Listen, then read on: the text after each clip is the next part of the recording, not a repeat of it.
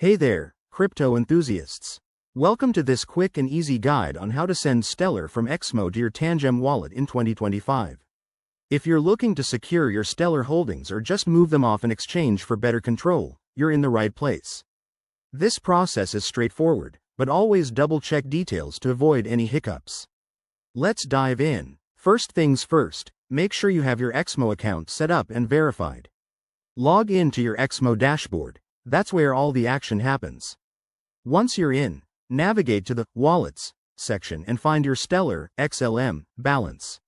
It's usually listed under your Asset Overview. Next, open your Tangem Wallet app on your phone or device. If you haven't already, generate a receiving address for Stellar. This is crucial. Copy that address carefully, as it's a long string of letters and numbers. Pro tip: double-check for any typos, because one wrong character could send your funds into the void.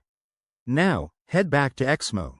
In your Stellar wallet page, look for the Withdraw or Send button and click it. Paste the Tangem wallet address into the recipient field. Then, enter the amount of Stellar you want to transfer. Remember, exchanges like XMO might charge a small fee, so factor that in to ensure you're sending the right amount.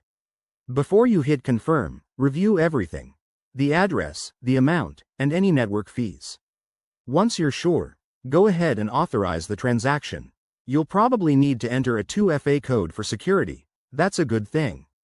After initiating the transfer, keep an eye on your Tangem wallet. Stellar transactions are usually fast, often confirming in under a minute on the Stellar network. Once it shows up, congratulations, you've successfully moved your Stellar to a safer spot.